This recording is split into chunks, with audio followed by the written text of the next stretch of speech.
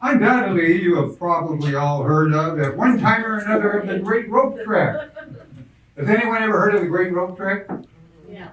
Oh, the great rope trick, that is where the magician, he takes a piece of rope just like this. A young boy, about 7, 8 years old, climbs the rope, and in a puff of smoke, he disappears. Now, I understand we have a young man who has a birthday today, but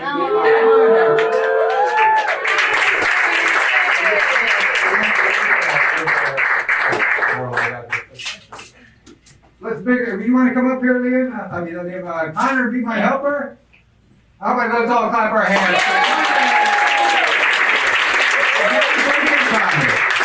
You stand right here, please look at everybody out there and give everybody the biggest smile you have. Now, Connor, will you hold the magic flower, please? Love doing that. Now, Connor, this is a mystery with a piece of rope. And Connor, just to show there is no cheating involved, I would like you to examine this rope. I want you to look at this rope real close. Make sure there's no magnets, trap doors, anything like that, okay? So you can hold the rope and look at it. Thank you very much, Connor. Now, Connor, what I do is I find the middle of the rope. Now, Connor, the middle of the rope is about right there. So, Connor, I take the middle of the rope. I take a pair of scissors. And Connor, we cut the rope right there. Do you know what, Connor? I did not cut this rope exactly in the middle. You can see one rope was a little shorter than the other one.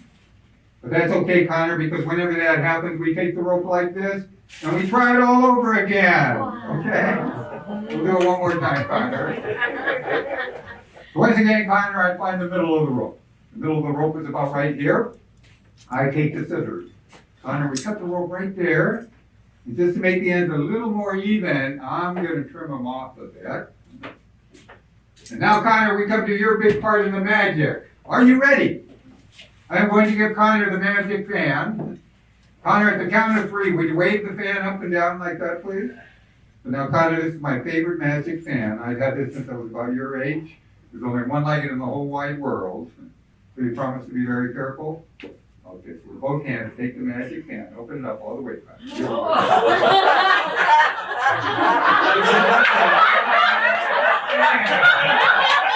Not your fault, Connor, not your fault.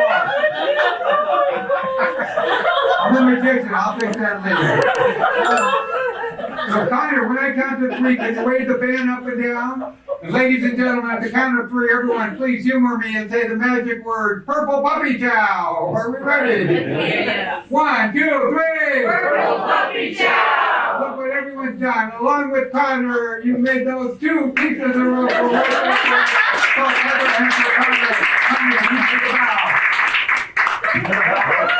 everybody look what Connor had underneath.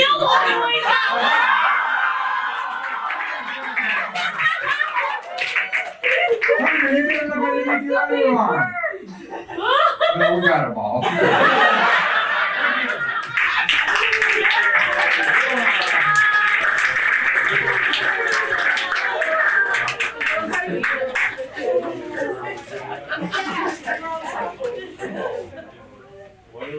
I bet a lot of you have seen magicians before on television where they make airplanes disappear, where they make elephants disappear. Well, this evening at the California Magic Club, I will do something more spectacular, more grand, but on a smaller scale since I didn't bring an elephant or an airplane. Today, right here on the stage of the California Magic Club, I will make a bottle of beer disappear. Now I know you're saying, sure, Mr. Magician, make a bottle of beer disappear, you'll believe it when you see it. But it's really going to happen, and all I need is a paper bag like this, and 1 bottle of beer, which I have right here. So watch closely. The bottle of beer, it goes into the bag. When I count to 3, everyone please say the magic word, hocus pocus. Here we go. 1, 2, 3! Hocus pocus! Look, you will not believe this. Isn't magic wonderful? The bottle of beer has disappeared. I know, you're thinking, well, Mr. Magician, if you're that good, how come you can't make it come back? I will try that, though. So at the count of three, everyone say hocus pocus. 1, 2, 3. Hocus pocus. Look at, yes, it really happened. The bottle of beer has returned. You're all very kind, but I can tell you're not impressed. So it's really going to happen this time. No more playing around. The bottle of beer. At the count of three, everyone say the magic word hocus pocus. Ready? 1, 2, 3. Hocus pocus. Yes, it really has disappeared. No. Well, you know, it really hasn't disappeared, but I can tell you this. Instead of disappearing, it turned into...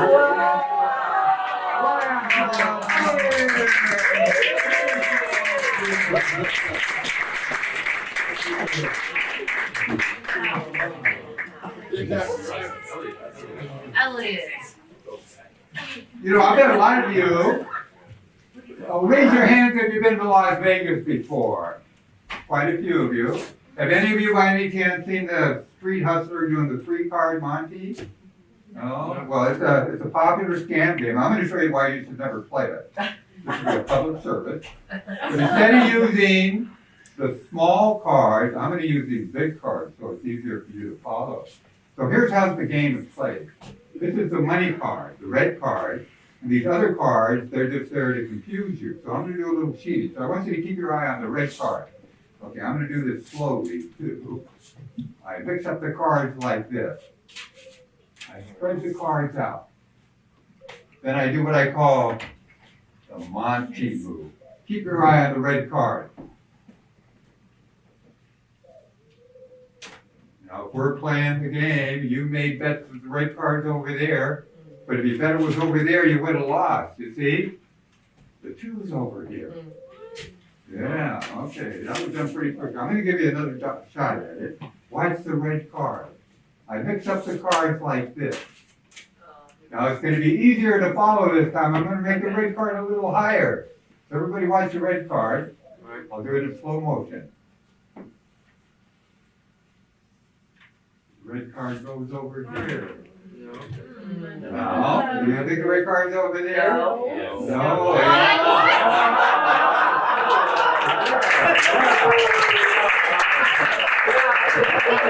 One last time. I'll make it real simple this time. Keep your eye on the red card. I mix up the cards like this. Okay, I spread out the cards.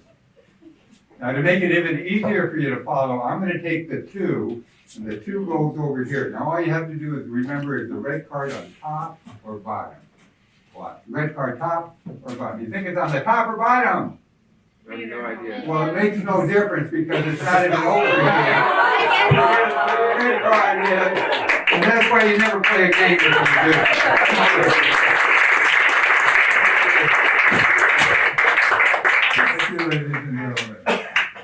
You know, most magicians, we magicians, we always carry a very special rope with us. I refer to it as the magician's magical rope. This is my piece of magical rope. Now let me ask you this. If you have one piece of rope, how many ends do you normally have? 2. That's right. But if it's a magic rope, look at this. Instead of having one rope, you can have one rope that has 3 ends, right? One rope, 3 ends. Now I know that looks a little silly, but what looks even a little more silly is you could have one rope that has 4 ends. We take 2 of the ends like this. We just stretch them like this long enough. And now instead of having one piece of rope, you know what we have? We have 2 pieces of rope. Now we tie the ropes together with a knot. You square knot, lover's knot, forget me not. I forgot to mention I have a brother who's very good with his fingers. He gets out next month. Yeah. He got arrested for merely picking his way through a crowd, one pocket at a time. Now, if you look closely, it appears that we have 2 loops of rope. But all I have to do is say those magic words. Happy birthday, Connor. And look at it. It turned into one big Happy birthday, Connor.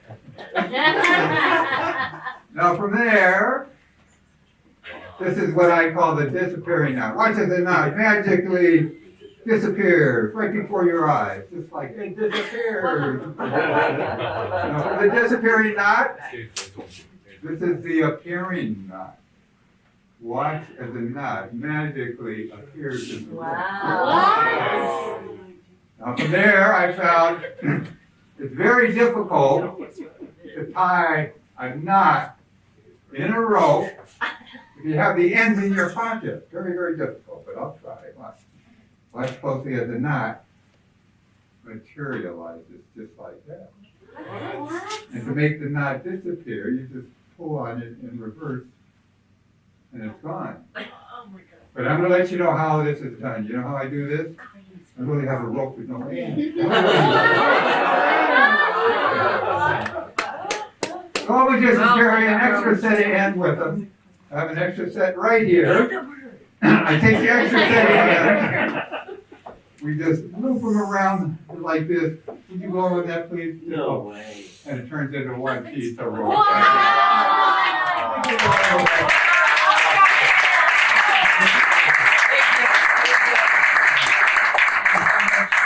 I believe we have a birthday over here by Samantha. Yeah. Well, you know, I have something special that I'm going to ask Samantha. A lot of you are probably old enough to remember the old Johnny Carson show. And Johnny Carson, back in those days, they didn't use teleprompters, they used cue cards. So I come up with a magic trick using cue cards. And so we're going to have Samantha be the magician. All she has to do is read what's on the cue card. You put your personality into it. It's going to be your show for this segment. So how about that? A little encouragement.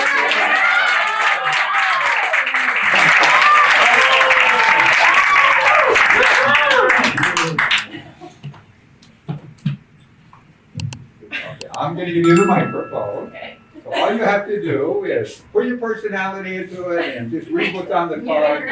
And we'll say, there we go. Hello, everybody. Thank you for coming to my show. I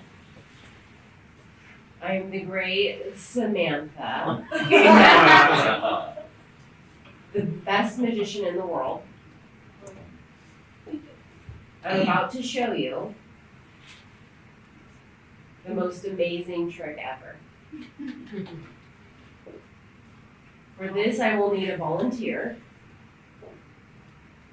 Don't rush at once, please. Don't rush.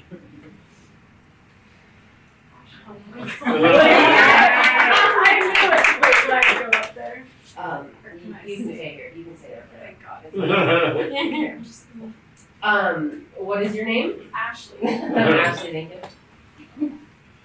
I knew that. We've met before. Just once. Yeah. Please think of any playing card. Okay. For the first time, name your card. 7 of spades. Amazing. So good. I knew you would pick that card. Okay. You don't believe No. Allow me to prove it, okay? Earlier on today,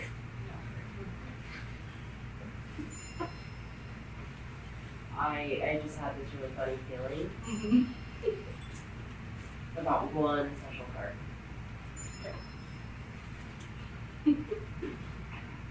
And I placed it inside of an envelope.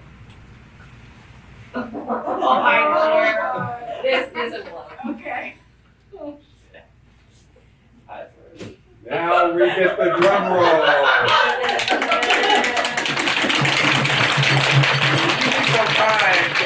Open that envelope. There should be a card in there. Would you show everyone what the card is, please? You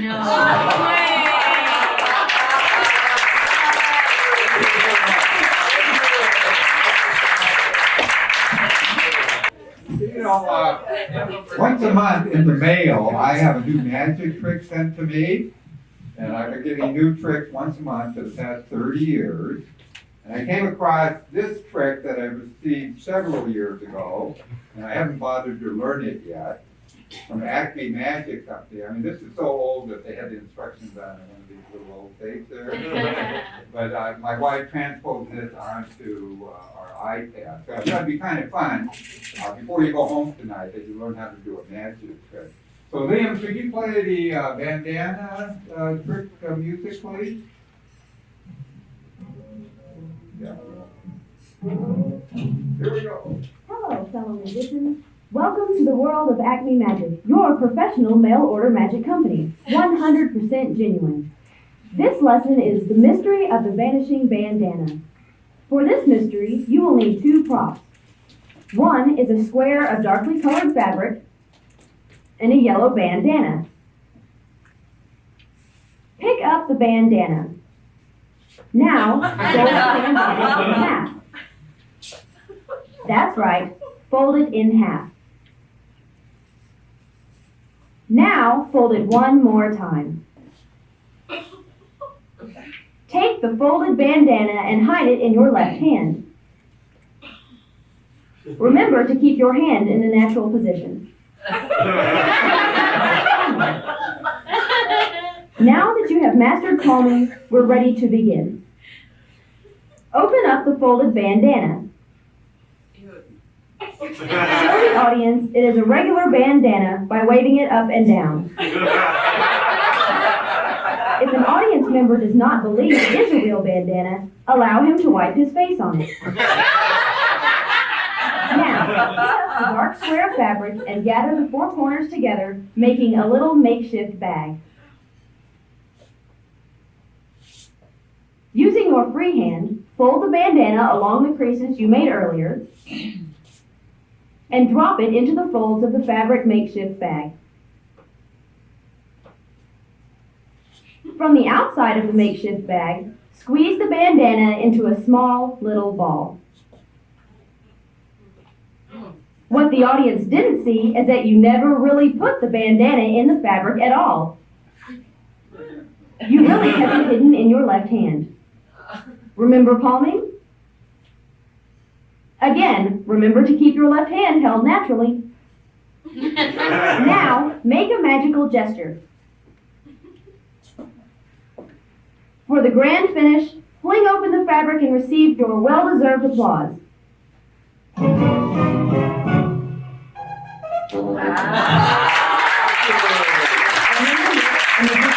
tells the secret. Never tells the secret. Well, now we come to the closing mystery for my part of the program. This is one of the oldest tricks around. This is called the linking ring.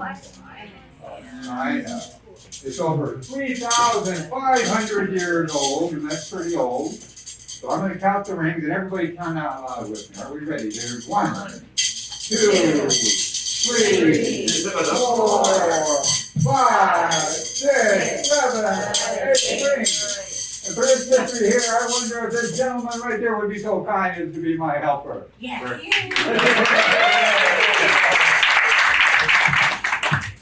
Thank you. What's your name? Johnny. Johnny. Okay, thank you. Now, Johnny, what I'd like you to do is you take these two rings right there and try to put them together, okay? I'm going to show you how to do it, Johnny. Johnny, the way you put two rings together, you take two rings like this. Johnny, you put one ring this way, the other ring that way, this ring up, this ring down. Rub them together at the same time. Stop your right foot wide, low, and they link. Have you got this? That was a little confusing. Let me show you the easy way to do it. Now, the easy way to do it, Johnny, is to find the soft spot. The soft spot is right there. You hit the ring once, twice, 3 times, then they go together. Now, Johnny, you do as I do, please. Hold one ring in one hand, the other ring in the other hand. Hit the bottom ring once, twice, 3 times. They come right up. Oh, this time, I'm going to give you one more. Okay. Now this time, Johnny, to put 3 rings together, we take 3 rings like this, we throw them in midair, just me, Johnny. And they go together. Now, Johnny, the way we put your rings together is very slowly. We just rub them like this, push them. They go together. Oh, wow. Now, Johnny, will you point to one of those 3 rings? Top, middle, or bottom? Middle. Middle ring, Johnny says. Watch. The middle ring becomes undone, and the other 2 go together. Wow. This is a giant watch chain. However, right now I will attempt the hardest part of the trick. I will attempt to make this top ring go to the bottom, and the bottom ring go to the top, all at the very same time. Now, this is very, very difficult. Besides being very, very difficult, it's also very dangerous. I normally do not attempt this without a net, but a net could not be here this evening. Top ring to the bottom ring to the top, same time. Yes, and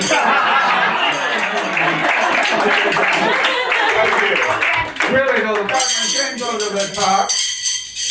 Well, it's this top ring that goes to the bottom, and it comes right off. Now from there, Johnny, I get different designs. This is a swing or a chair for 2.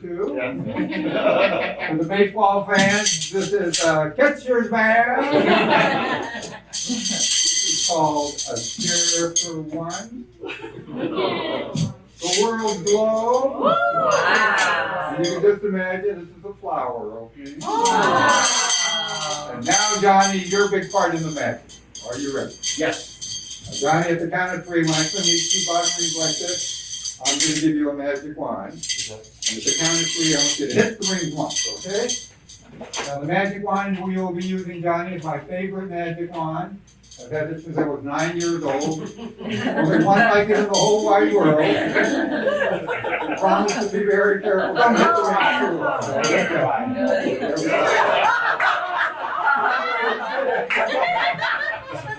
Johnny. It's okay, I'm a magician. I'm trained to fix these things. Let me do a little magic. Now, Johnny, it works a lot better if you hold it right there in the middle. Get a good grip there. Again. 1, 2, 3, hit the ring. Okay, let's all hear it from Johnny. Thank you, Johnny.